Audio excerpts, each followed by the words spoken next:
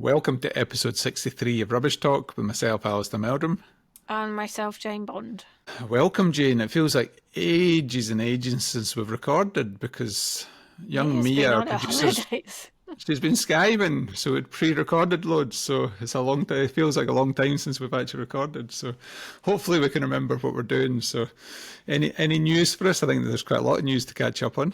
Yeah, there does seem quite a lot. We've got and there's loads of acronyms here, so I'm going to spell everything out in words. So the UK, United Kingdom, Deposit Management Organisation, for short, the UK DMO, has today been announced as the operator of the new deposit return scheme. So they're kind of going to operate the DRS.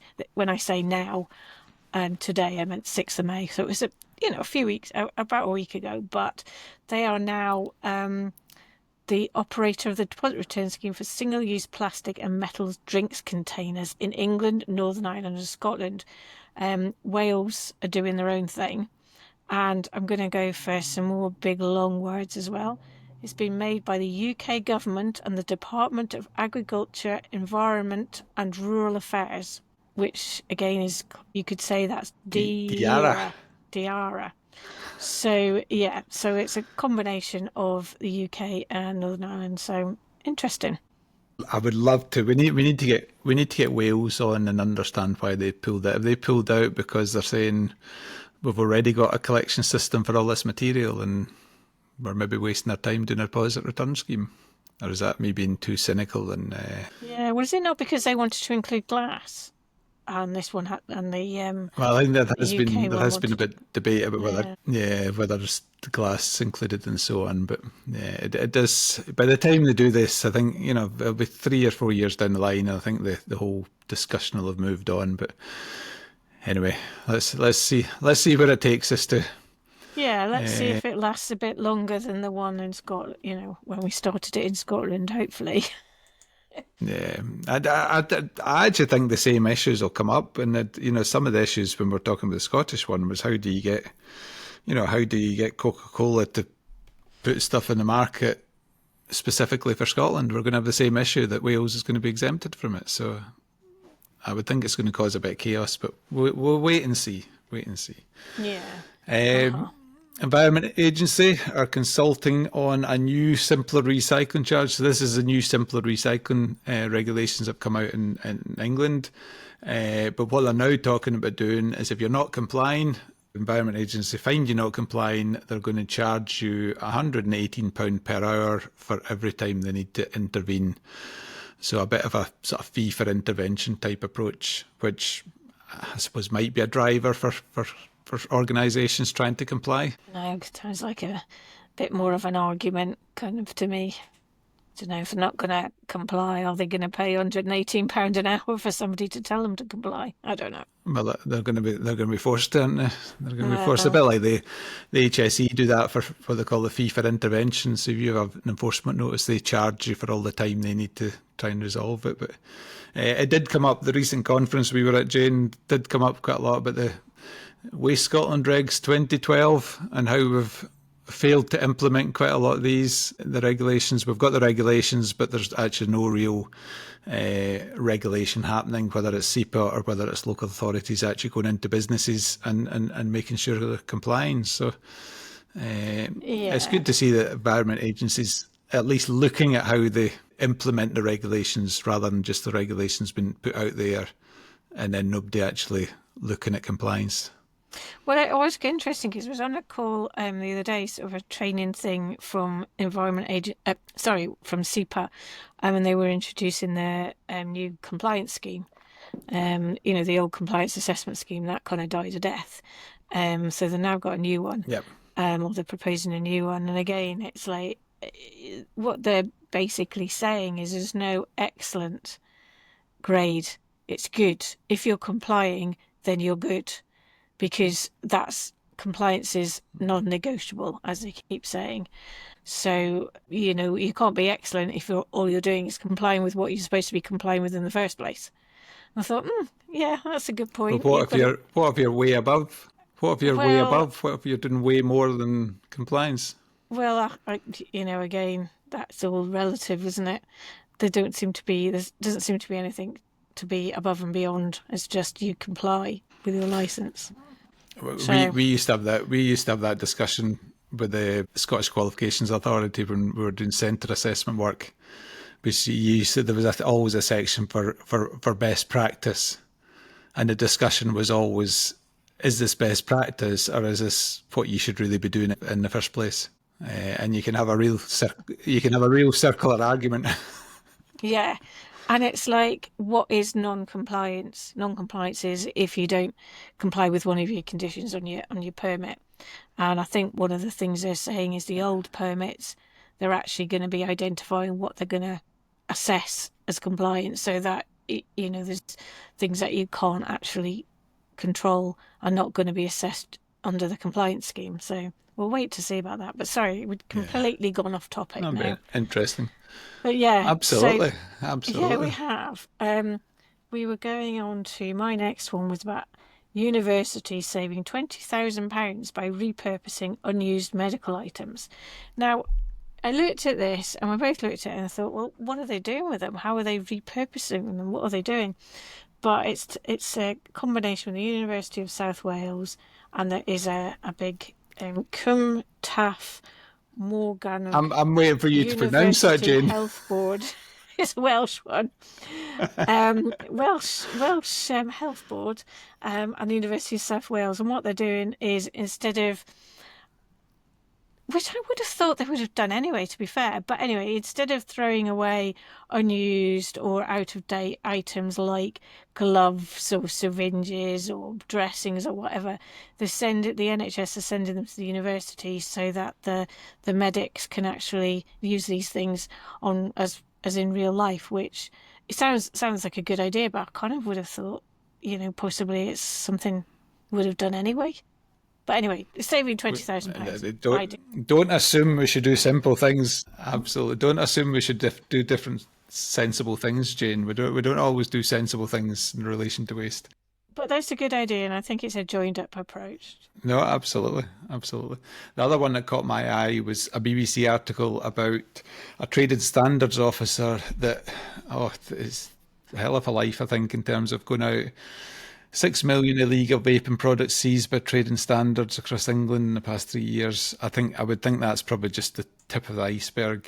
In terms of, I did walk by a vape shop the other day, and I saw their new advert because the ban on disposable vapes is coming up. They're now selling these vapes that last a whole 4 times longer than a disposable vape. So we're still going to have millions of vapes discarded, and the whole advert had absolutely nothing on it about returning your products for recycling or anything. And I was just like, the industry's not even, yes, they've got a ban coming along, but they're not really paying any attention to the paying lip service to the actual danger of these things.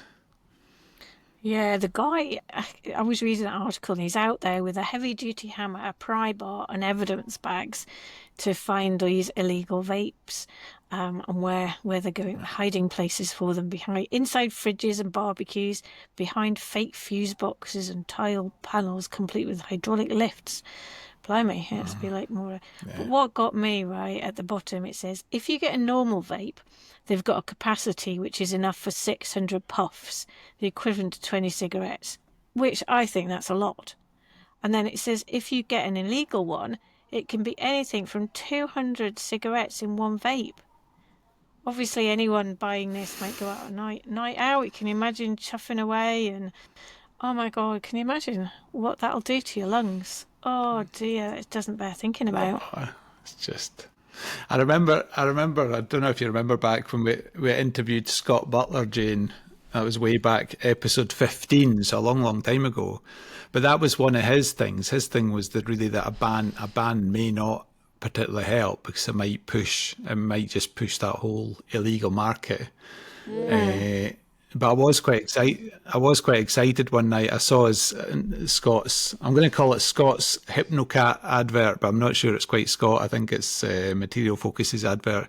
But I saw it on the TV the other night. I was quite excited to see it. So this is their advert to encourage people to recycle their electronics. So If you're not listening to that podcast, it's certainly worth it. So episode 15, Scott Butler from Material Focus. And if you really want to know the horror stories about vapes, the Material Focus website is also a really good resource. Yeah. So, And I don't know whether you've seen any rogue bins when you've been on your holidays, Alistair or Mia or anything, but apparently a North Ayrshire Council bin has been found in Germany, in a German village. It says the North Ayrshire Council bin has swapped salt coats for sauerkraut. There you go. The wheelie bin was spotted in the village of Vierno. I don't know how to pronounce that, by an intrigued local. So North Ayrshire Council, I have no idea how it got there, but obviously somebody might have taken it on holiday and left it. I don't know. But if anybody else has ever found bins in strange places, we'd love to know that. And photos, of course. but we could do a holiday campaign. Find a bin in the wrong location. Yeah, it could be, couldn't it? You know, Campaign. can you beat a North Ayrshire Council bin in Germany? How do we get it further away? It was. Did you see how it was actually the news article? So there's a thing called the Dull. Have you heard of this site? The Dull Man's Club. Yeah. So I think it was them that spotted it, and that's why it ultimately got a wee shout out. So yeah, there you go. What else have we got? So I mentioned earlier at the start, myself and Jane were at the Chartered Institute Waste Management Spring meeting earlier this year, and one of the, I suppose, quite depressing things that was chatted about is the forthcoming landfill ban. So from the 1st of January, we will not be allowed to put biodegradable waste into a landfill site in Scotland. But the current problem is it's estimated there's probably about 700,000 tonnes of waste that will not have a home come the 1st of January. And that's been made even worse by the Leaving Seat Energy for Waste facility went into receivership last week. So that's probably another, I can't remember the tonnage, but it's probably close to 100,000 tonnes. So it's probably 800,000 tonnes of waste looking for a home come the end of the year. And there does not appear to be any sort of plan as to how we're going to deal with that apart from shipping it to Europe or shipping it south of the border. So watch this space for news. And I think there's probably people that aren't aware of the ban maybe starting to gradually wake up to the reality of what the ban's going to cost them. Yeah, and where they're going to take their year. Yeah, where they're going to take their waste. It's going to be heading south at quite a rate from what we were discussing. Yeah.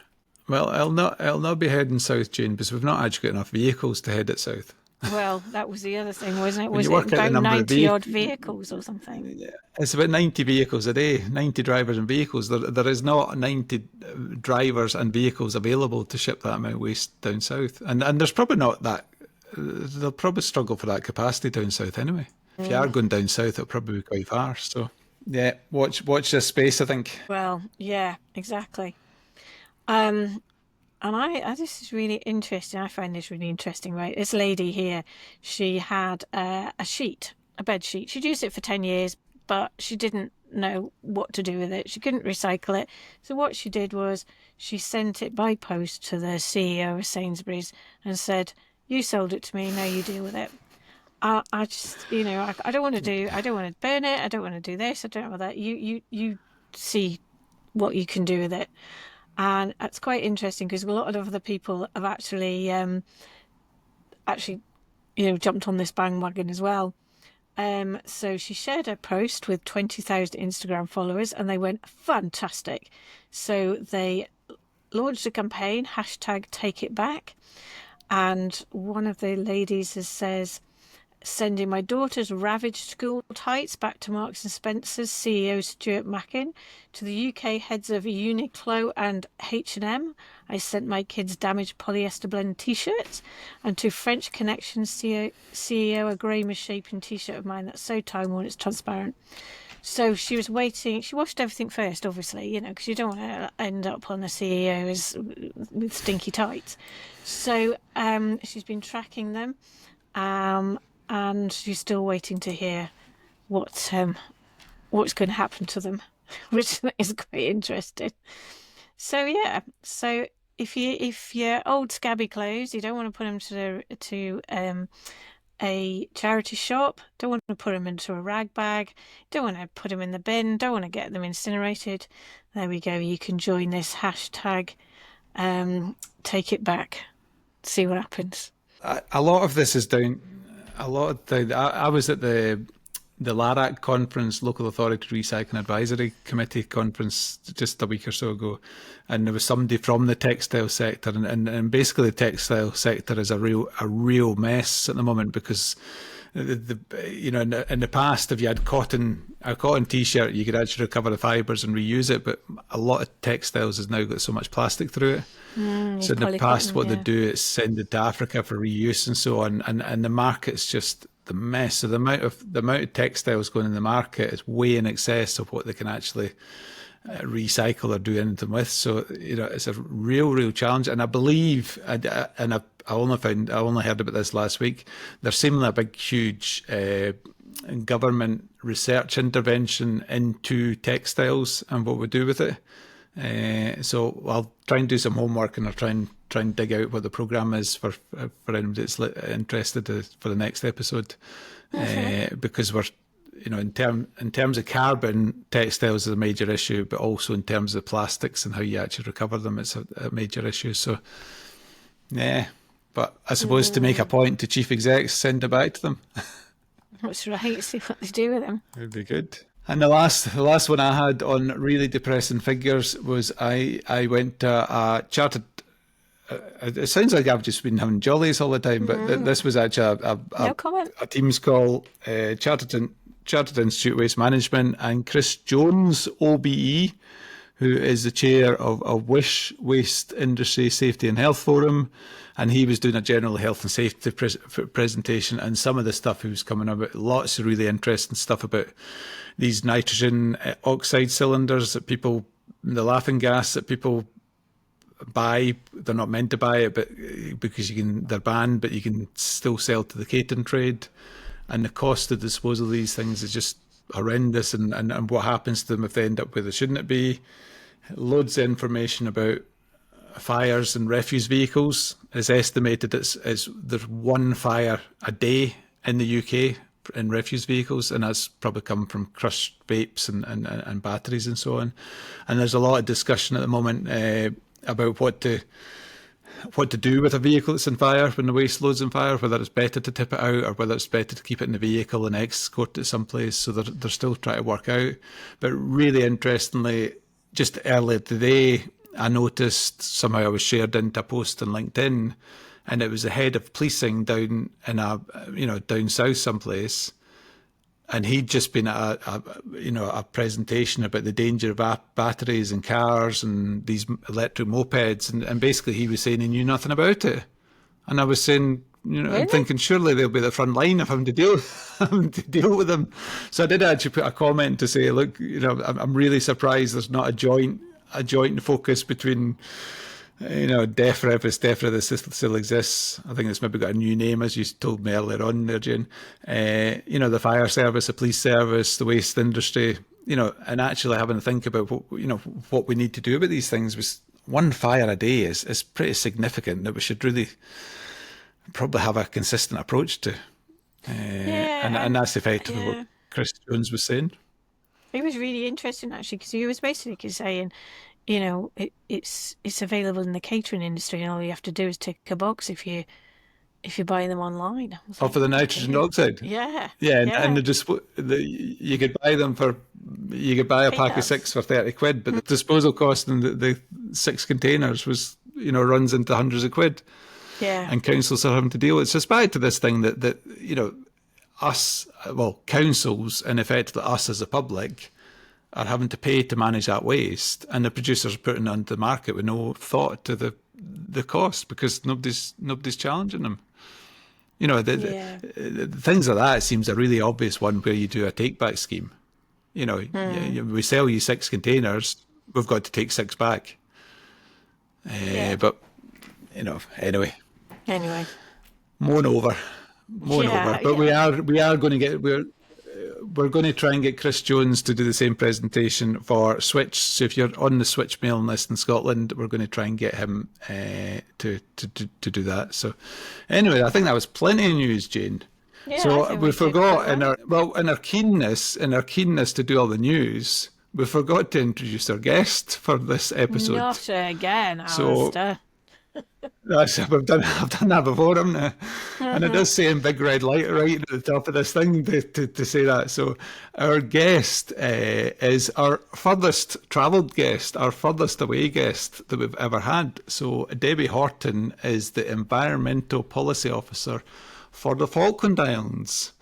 And we did, apologies during the episode, we did have a very slight, one of these really annoying satellite delays where it was a couple of seconds before we'd all realised we talked. So hopefully it's not too annoying for listeners. But we had a fascinating chat with Debbie. For the stats, it's 8,000 miles away from the UK. It's 4,000 miles away from South Africa. It is only 300 miles away from South America, but they're not really allowed to go there because they've not got a very friendly neighbour. So it makes it a real challenge in terms of handling waste. There's approximately 3,500 people live in the island, and literally everything has to come in and out by boat. So they've got some quite interesting historical challenges, and just trying to, still try to change behaviours in the Falkland Islands. And obviously the connection to the Falkland Islands is Craig Chandler, who was a former subcontractor of Albion, and we did do a podcast for him, and I failed miserably to get the number out. But if you're interested in Craig Chandler, there is an episode of Rubbish Talk with him. But over to myself, Jane, and Debbie. Hi, Debbie. Welcome to Rubbish Talk. Hi, thanks for having me. Well, you are, I think, our second international person we spoke to on Rubbish Talk. So before anybody gets a bit excited about it, can you tell us who you currently work for and a bit of background about the organisation, if that's okay? Okay, yeah, so I'm the Environmental Policy Officer. I work for the Environment Department for Falkland Islands Government, in the Falkland Islands. It's quite a new department. I've worked here only just over a year now, but the department was created in 2020, and it covers a whole variety of environmental areas. But we're only just a little team. There's only 6 of us, including the head of environment, but we look at a whole range of things like climate change, pollution and waste, which is me, biodiversity, habitat restoration, energy, and anything else that comes our way, basically. Wow. So that's really interesting. So you're like miles away down in the Falkland Islands. So it must be your winter now?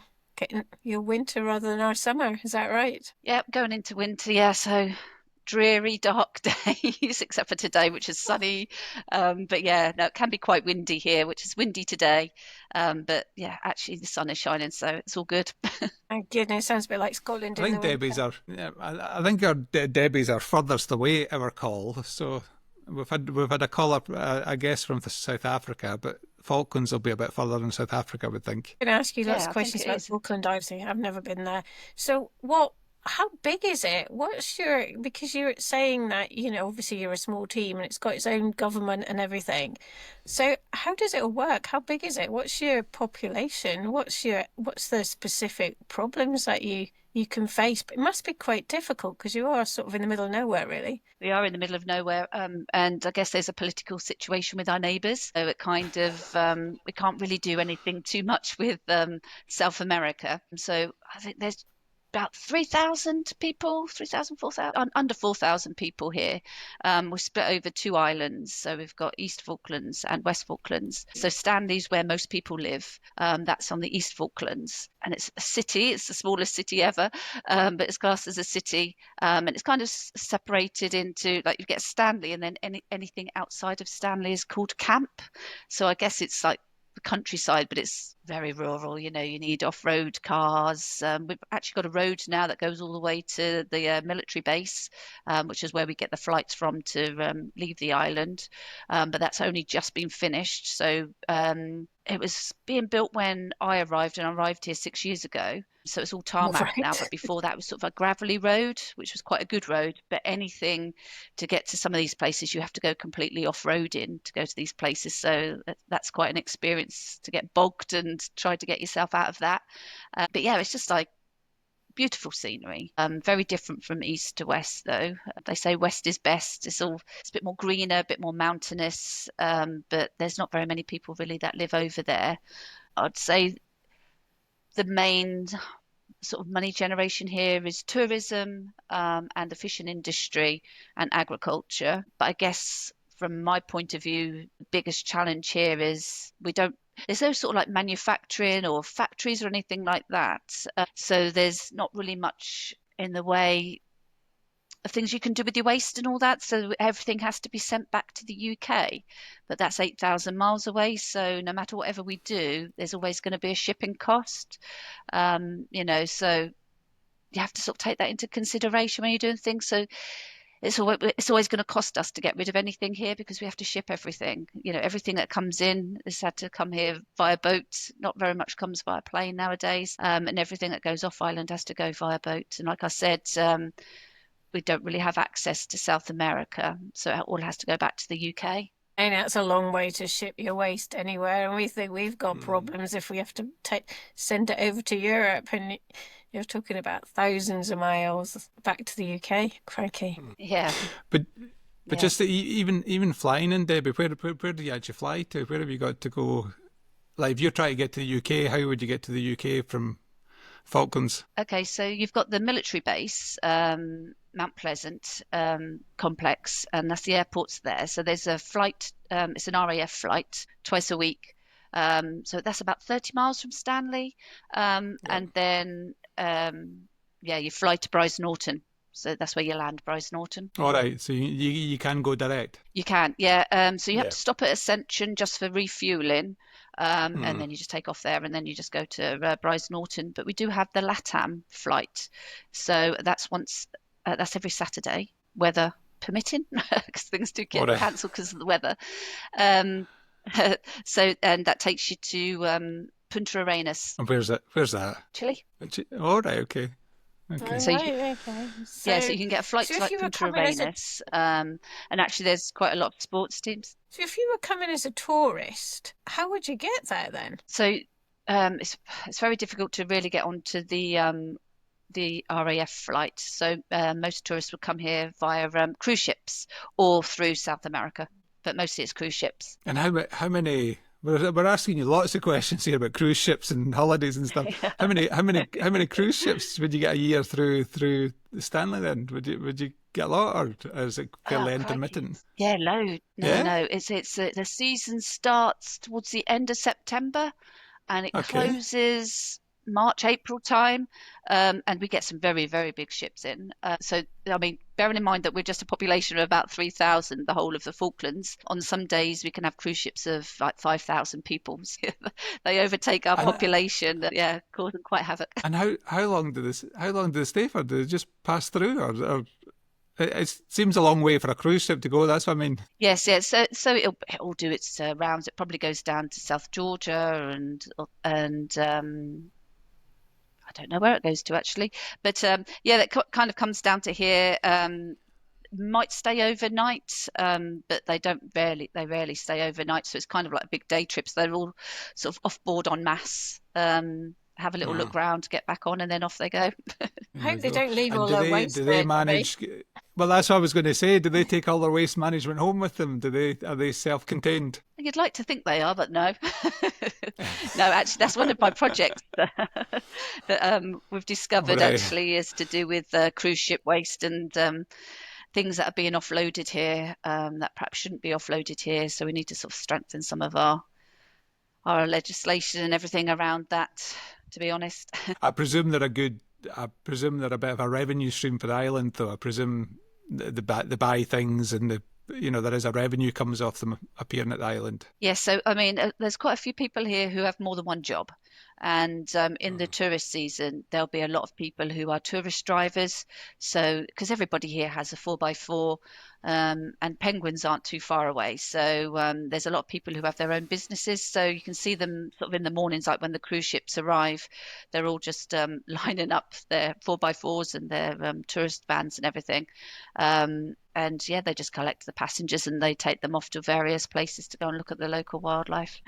Is the main wildlife the penguins, or is there other wildlife as well? I don't particularly know all the wildlife, but there's lots of penguins, and the penguins are very local. Within 5-minute drive of here, you can go to a beach and you can see the penguins. Um, there's 5 different types of penguins. I don't know the difference between them all, but you can get elephant seals as well. But you might have to travel to some of the outer islands to see them. But they're really, really good. Actually, I prefer the elephant seals than I do the penguins. And there's lots of different types of birds, but I couldn't answer. I wouldn't even know what they are, to be honest. Anyway, we should probably get back. To the subject of waste, shouldn't we? So just a little bit of background, Debbie. Have you always been involved in waste management, or is this something new to the role? And if you've always been in waste management, how did you get into the world of waste management? Yeah, no, this is kind of a brand new area for me, actually, the whole waste management thing. But I've kind of always wanted to work for, well, in the UK. When I was living in the UK, it would have been an environment agency. So when I left university, gosh, mid-90s, so a very long time ago now, I didn't really know what I wanted to do. So I'd done a BSc in geography, but I really like the physical geography aspect of things, being out in the field and doing investigations and that sort of thing. When I first left uni, I was applying for jobs at the environment agency, and I wasn't really getting anything. And I think some poor chap must have taken me under his wing, and he kind of advised me that I should do a master's degree.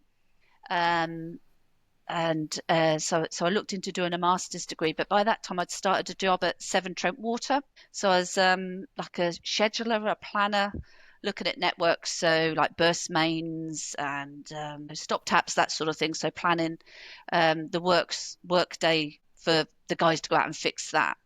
And whilst I was working at Severn Trent, I looked into doing like a part-time master's, because I always still wanted in the back of my mind to go and work for the Environment Agency. So I come across CIWEM, the Chartered Institute of Water and Environmental Management.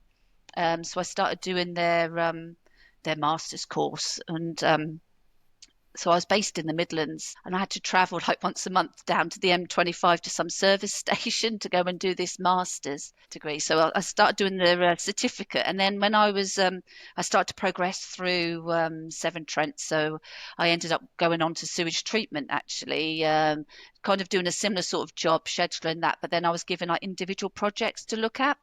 And whilst I was in the sewage treatment, people I'm meeting were doing also the CIWEM course. So Severn Trent got wind that I was doing it, so they sort of paid for the rest of the course for me to do that. So then I kind of didn't. I still kind of really fancied working at the Environment Agency, but I guess I was more loyal then to Severn Trent, and I was really enjoying my job there, doing different projects and stuff. Then I got married, and then my husband got a job down at Bristol Airport, and we were living just sort of outside Birmingham, which is his hometown. And I come from like a sleepy market town, and I always wanted to go back to the countryside. So we kind of thought, yeah, if we go down to Bristol, we'll be able to go and live down the countryside there. So I don't know, I must have worked at Severn Trent, I don't know, 8-9 years, something like that. Moved down to outside of Bath, and got a job at Wessex Water. Ended up then working on water treatment, so reservoirs, and doing a similar sort of like different projects for that. Then decided to have children.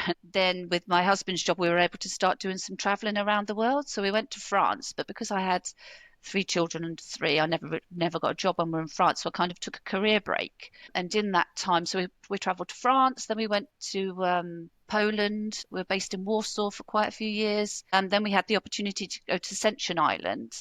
And then from Ascension, we came straight to the Falklands. But whilst the kids then started school and were settled at school, I decided to do my PGCE, teacher training. So kind of during my time at Severn Trent, I was doing a lot of training with people for different things that we were introducing. So I kind of enjoyed that. So then I found myself doing becoming a geography teacher. So I did that whilst I was on Ascension. And then when we moved to the Falkland Islands, did that, sort of seeing my children through their schooling. And then a job actually come up in the environment department, and I realised I was spending so much time teaching other people's children and seeing them through their exams that I wasn't particularly supporting my own children. So this job came up and I applied for it and I got it. So it's kind of like, I feel like although I'm the environmental policy officer, the things I do is more sort of like environmental protection. So I feel like I finally got the job that I really wanted to do at the start of my career, to be honest. And you've probably got a role there where you can, to a certain extent, you can set your own role as well, because you're dealing with everything and anything that arises. Would that be a fair comment? Absolutely, absolutely. Yeah, it's just like no 2 days are the same, really.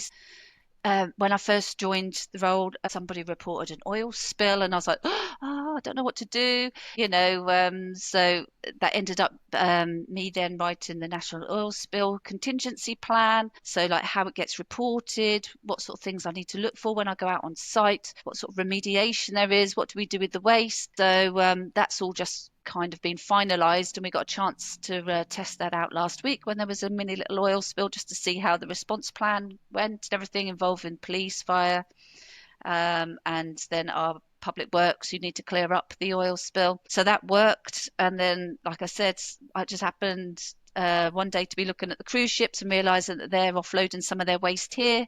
So it got me into looking, should they be doing that? So that's highlighted a few sort of areas where we need to tighten up a little bit more on our legislation. I'm also trying to get some legislation through ourselves, because we don't really have an awful lot of environmental legislation. So my predecessor had drafted a pollution prevention and waste management policy.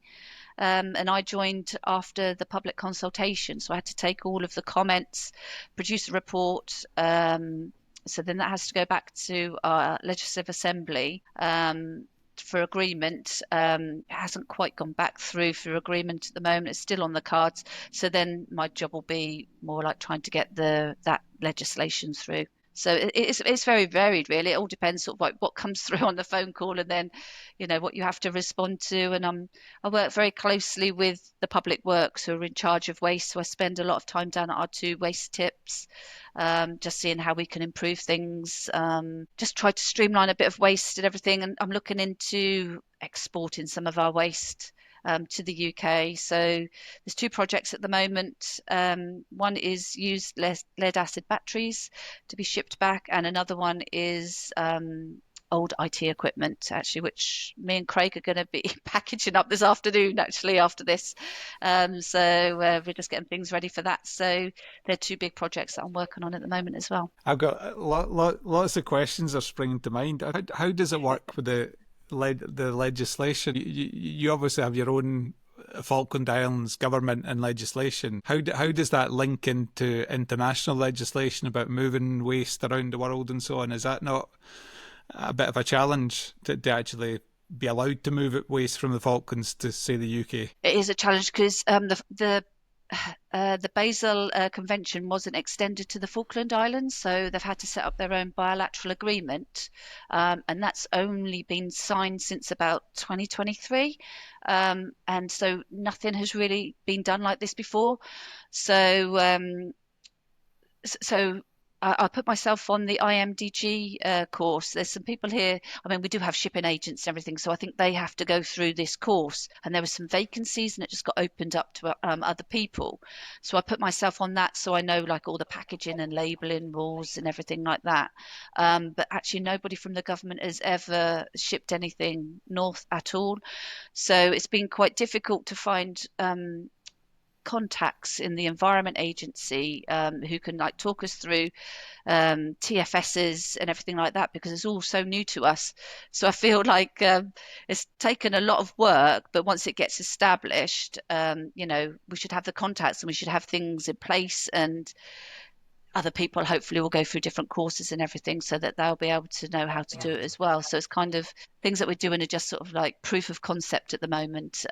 So we need them to work. So hopefully they'll work and open, the way for other things. It seems a bit strange. Well, to me, it seems strange that you need a transfrontier shipment the TFS arrangement when, everybody knows that Falklands Islands are British and you're moving from Falkland Islands to Britain. Therefore, Why do you need it in the first place? I know, good question. Haven't managed to get that answer, I'm afraid. I don't know. You're still waiting for the answer.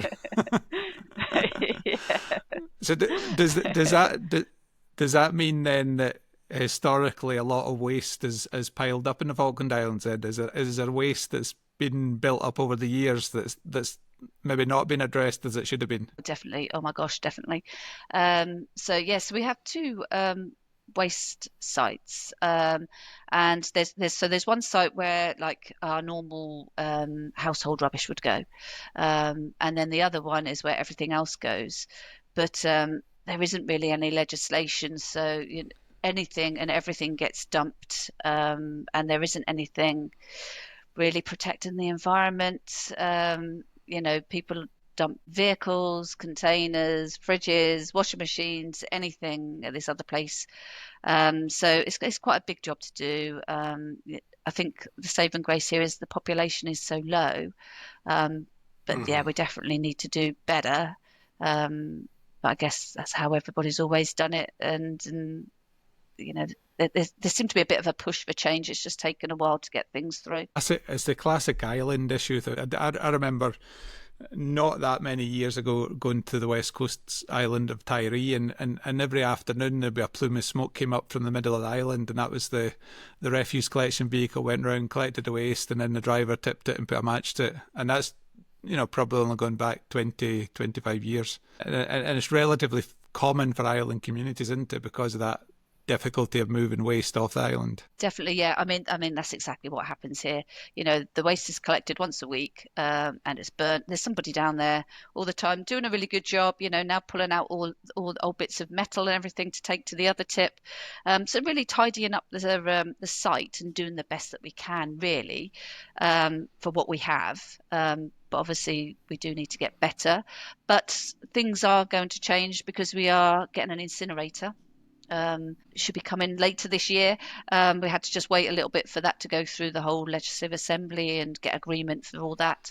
So that's going to be a joint project with Falkland Islands Government and the MOD. So we're going to get a little incinerator on site. So hopefully that will start promoting better waste management strategies. Everything that can be burnt will obviously go through the incinerator, but then it should open the way for doing something better with things that can't. Yeah. Sounds good. Anyway, going back to your career, any favourite roles you've had through your journey? Any ones, or are you currently in your favourite role? I think I'm in my favourite role, actually. But I like working on little projects. I liked that little aspect of the job that I had when I was at Severn Trent. Given a little project, seeing it from the start to the finish. I feel like it's like I'm a little waste detective. Like, if I'm out and about, I'll see something and then that'll take me down like different routes of stuff, So yeah, no, I really enjoy this role because no 2 days are the same, and yeah, it's very varied. I really like it. And you've got a good partner in crime there with Craig Chandler being Health and Safety Officer for the Falkland Council. So that he'll love all the waste management challenges you've got. I know. Thank goodness for Craig, actually. I don't know what would have happened if he hadn't come, because I feel like I'm his little apprentice. So he's taken me under his wing and is helping me with everything to do with waste, because he's obviously so experienced. No, it's good. I should probably give him a wee shout out. Episode 35, Craig Chandler, if you want to know who I'm talking about, if you've not listened to it before. And that was before he made it to the Falkland Islands, wasn't it? So there was a little snippet. Only just, remember? Only just, we caught him before he left. Yeah, we did. But yes, I know what you mean, Debbie. He used to look after me when we were doing all the DGSA, Dangerous Goods Safety Advisor stuff, and he'd help me out with what I'm supposed to do. Fortunately, he's still at the end of the email every so often. So we've talked about your best project. Have you got any worst jobs or disastrous jobs or funny jobs or things like that you want to share? I don't know. I guess when I was at Severn Trent, I guess I was early mid-20s. It was very male-dominated industry. So I think the blokes used to set me up quite a lot, and they used to tell me all their funny little stories and everything. And it's not really sort of waste related in the sense of like household waste or anything like that. But when we worked in the sewage treatment, they'd often take me around to sort of teach me the job and everything like that. And the one chap, he was doing some maintenance on one of the screens, and it's sort of, I guess it was like a vertical screen, and he was trying to undo it, and then out of nowhere, and it was just so funny, just the way he describes it. He says this Karamak coloured turd come rolling down and slapped him right across the face, and that's just one of the funniest things that's always stayed with me, is just this picture of this poo coming down and slapping him right across the face. Oh, lovely, Debbie. I'm glad I've had my lunch. That's all I can say. Sorry. That's fine, no problem. However, there is one story, and Craig has said I've definitely got to mention it. It's about when we were on Ascension Island. There was an awful shark attack.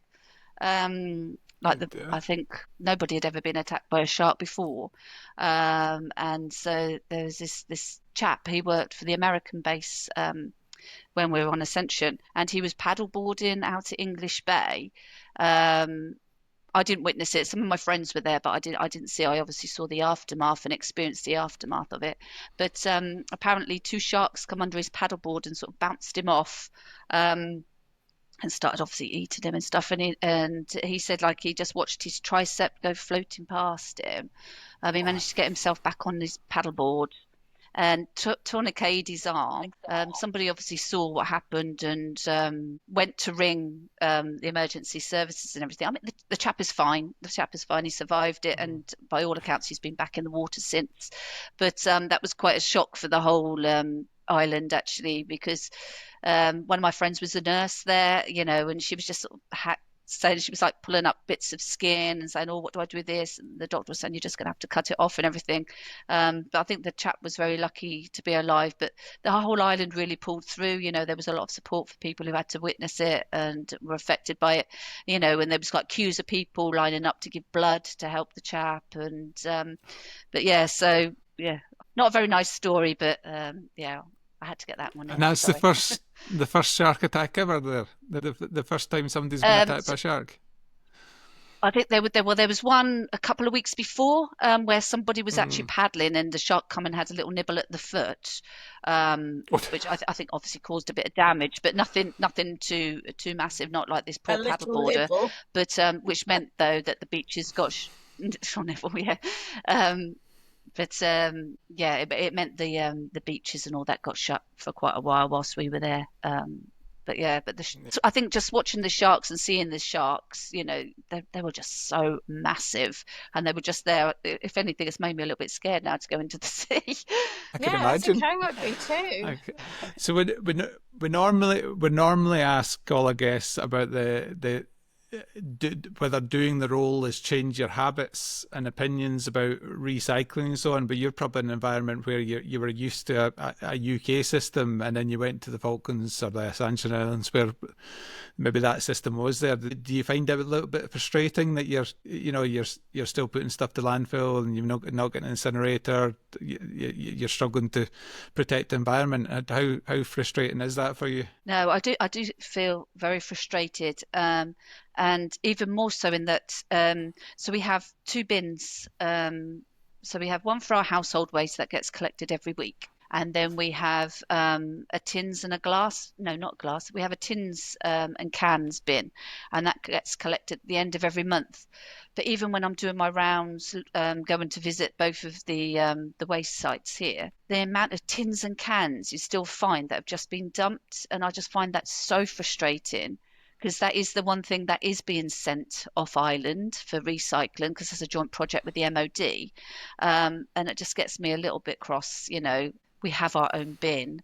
You don't have to go anywhere to drop it off. whereas you do have to with the glass. There is actually bring sites where you have to go and drop the glass off, and we can't even get that right. And I just think that's just the basic thing. And I feel like when we get the incinerator, people will have to start segregating their waste a bit more, and hopefully having the incinerator and the waste management facility that will go with it will encourage better and more recycling. But it's just so frustrating. Yes, it is. And how do you think you can engage with the public more about that? Where's the missing bit, if you like? Where's the missing link, or just the public not really paying any attention to it? I think it's very much, well, we've always done that like this. I think it's going to be. I mean, it is getting better. It is getting better. And one of my things is kind of doing a lot of media promotion, and one went out recently actually just sort of saying, over the last X amount of years, this is how many tins and cans we've sent back to the UK for recycling. This is how much space it's saved in the landfill. But then, of course, people all want to know how much it cost. So you put the cost in, and then everybody concentrates on the cost, because that's obviously going to be so much, because to get it 8,000 miles away. Which actually the MOD pay for that, because they have to send their stuff back anyway. So we've just kind of hopped onto that. So people just get fixated on the financials rather than the actual environmental benefits. Well, that's Is very there not a frustrating. big push? Is there not a big interest to keep the environment as clean and tidy as possible, though? Is there not a? Because obviously, if you're getting all the cruise ships and so on, the people are coming for the environment. So you would think there'd be a bit of pressure to look after the environment. Yeah, I think so. I'm not sure that people have actually really sort of looked at the bigger picture. I think, Right, okay. people concentrate on their own little bits. Yeah, it's like, keep pumping things into the sea. It's going to affect the fishing trade. The fishing trade here, it brings a lot of money into the islands. The waste tip is not very far from a penguin colony. Yeah. People haven't really sort of joined the dots yet, I don't think. They've not joined the dots yet. No. Talking about that, how do you get away from work and relax? It must be quite tricky in a small island, because everybody must know everybody's business. Gosh, yeah. Before you even know it, to be honest. and normally find out via Facebook as well. So, oh yes, Facebook. So, my husband, I think he must have been going through a midlife crisis, bought a bus and decided to convert it into like a mobile home. So we were going to start travelling around the island in the bus. But it was too scary with him driving it, to be honest. But we have a piece of land outside of Stanley, so in camp. So we took the bus there, and it was that traumatic getting it onto the piece of land. I decided that the bus has got to stay there. So we have this bus now out at Fitzroy Ridge, where we can go to for the weekend. There's just nothing there. There's just nothing there. So it's really nice. Sounds great. And we got you don't have to go too far out of Stanley to actually feel that you've got away. That sounds good. I would love to come. I keep looking at all your running races. And I notice you've got a backyard ultra coming up at some point that I need to have a look at. Oh yes, better about. So I did spot that in your running calendar. But for some reason, I've got the running calendar of the Falkland Islands on my phone. No, they're really big on sport here. It's really good. There is just so much sport, and there's a lot of competitions where they go away. So my husband actually is into his cycling, so he's set up a cycling club here, and he's been to the Commonwealth Games. He's going to the Island Games in Orkney in June, but there's always running events. They do always half marathons, ultra, and there's the park run every Saturday, and even the kids. My daughters play football and hockey, and both of those all go over to Punta, and they have competitions there. The volleyball club has just come back from Punta. The bowls club go everywhere. It's really big on sport, which is good. Good. Sounds my ideal place. Yeah, retirement plan, Alston.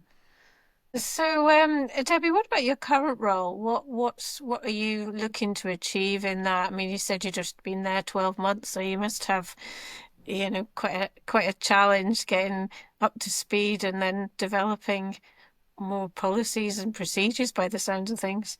Where do you see yourself going with that? Yeah, well, I need to get this pollution prevention passed.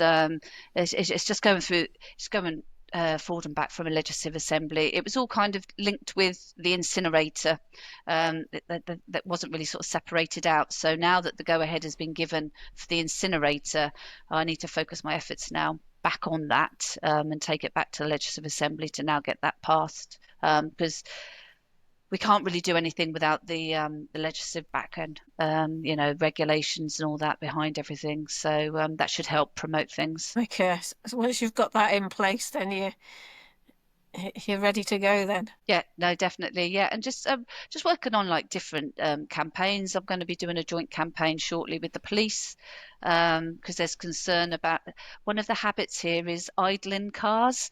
So I don't know whether it's because the cars are so old here, because you kind of run it to the death, because it's so difficult to get cars in and everything.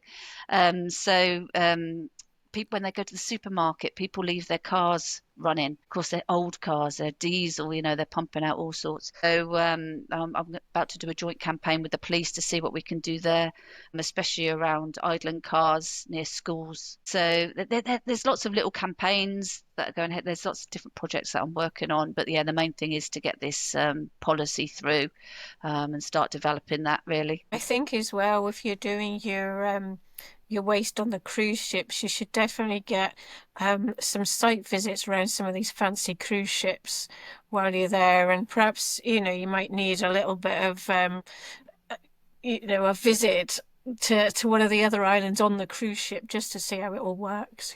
Oh yeah, that sounds good. Not that I'd be looking for that, but anyway. So what about, is there any facts you want to share from your job or sector which you think people might not know? Or I'm just thinking there must be lots of facts over in about the Falkland Islands and things like that, but is there anything you want to share particularly? I think with waste, it's one of those things, out of sight, out of mind. You kind of chuck everything away and it just gets dealt with, but you don't really think about what's happening with that.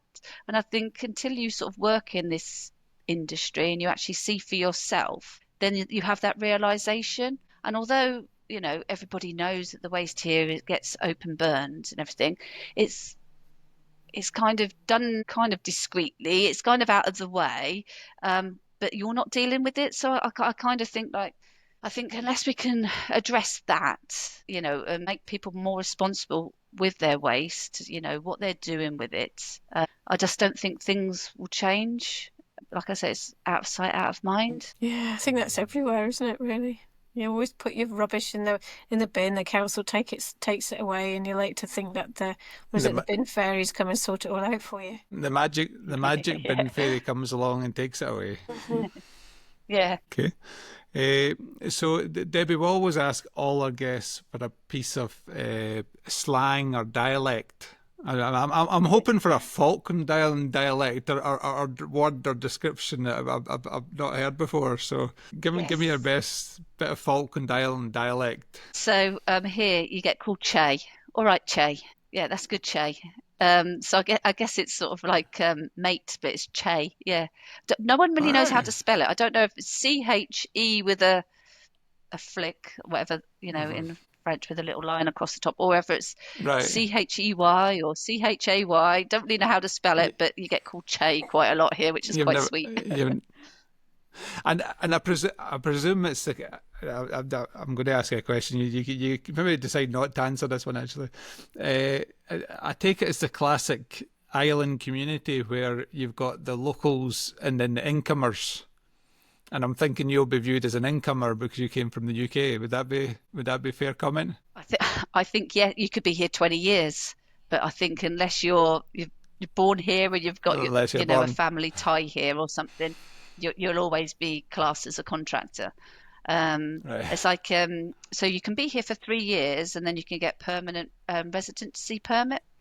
And then you have to be here 6 years before you can get Falkland Islands status. But even with Falkland Islands state, you will never be classed as a Falkland Islander unless like you've got grandparents and aunts and uncles and everything that have come from here. Yeah, no, typical island. Yeah. Yep.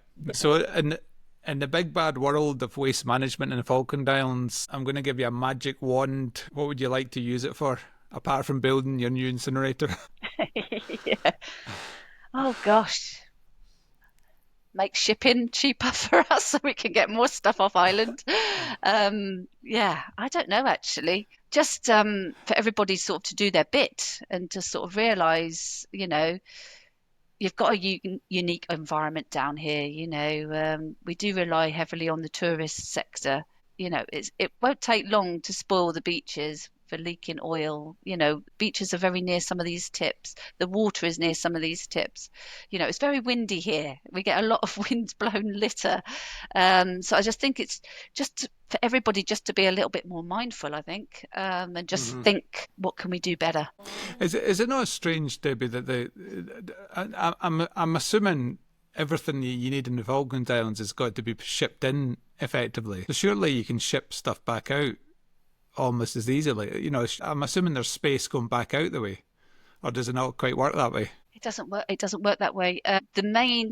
So there's two sort of like main boats, I guess. So you get the Falkland Island resupply ship, which is the MOD ship, and I think that comes six times a year. I think it used to be 8 times a year, but I think it's just gone down to 6 times a year now. So obviously a lot of supplies come via that way, and then every 6 weeks or so we get the Uni Spirit, which is I don't know. So like if I wanted to order stuff in from Asda or something, I would get it sent through to Richard James, based down Bristol, and then that gets shipped here. But the boat doesn't go directly back to the UK. It stops off somewhere, and I think it's Uruguay. So we can't quite tap into that market there.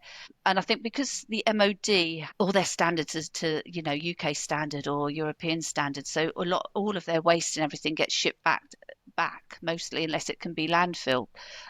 So I guess the big opportunity would be to do more projects really with the MOD, because their boat always goes back and there'll be space on that boat. I mean that's the opportunity there really. I think it's where the boat stops off on the way back, which means we can't access that boat there. So you need to find the right man in the MOD to help you. That's what you need. Yes. Yeah. Never go. You never know. He might be listening. You never know.